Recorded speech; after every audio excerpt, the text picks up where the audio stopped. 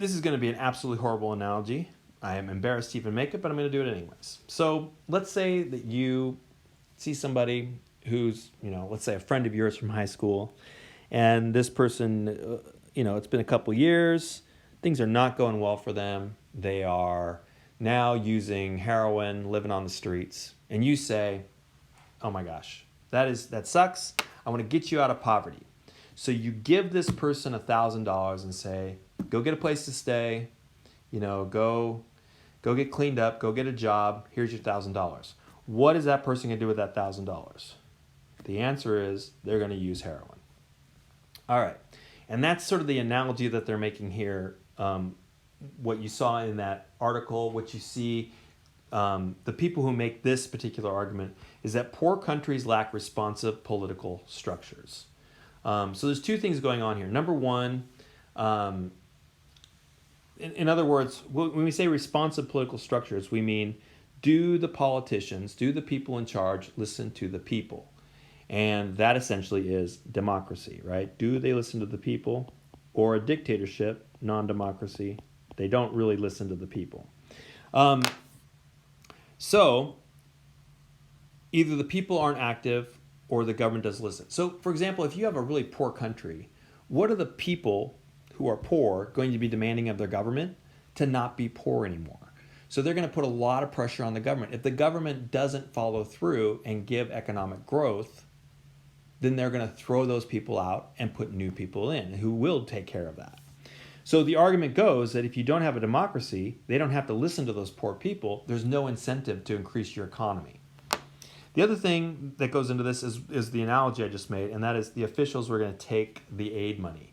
So when the United States gives money, foreign aid, to, let's say, Burkina Faso, they don't give it to specific people in Burkina Faso. They have to give it to the government. Any money that comes from the UN or other states has to go, unless you go through NGOs, it pretty much has to go to the government of that state.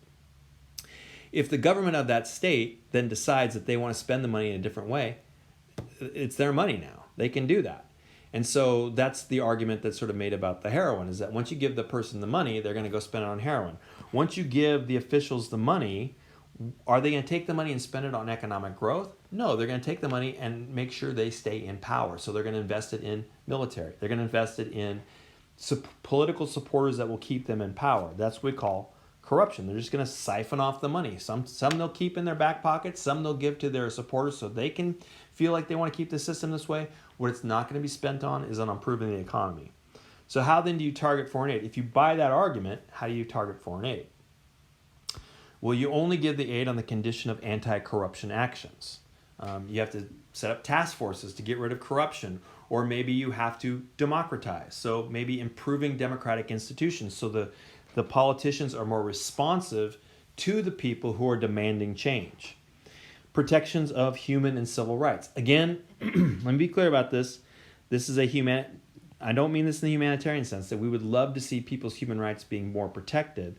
It means for the purpose of the government being more responsive to their needs. All right, so this is, again, another thing here. Why just toss money at a country until it cleans up its act? The foreign aid's not going to go anywhere. So make it clean up its act, and now the foreign aid will go, when you give foreign aid, they will want to spend it on improving the economy. This has to be done before those other two things is what it's arguing. If you like the first, or if you like this, how do I say this? Never mind, I'm not even going to worry about it. What are the criticisms of this?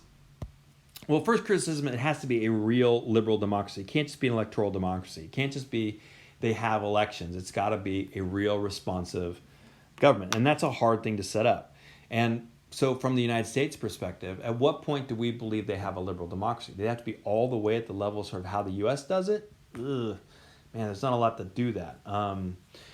So this becomes a real tricky thing there.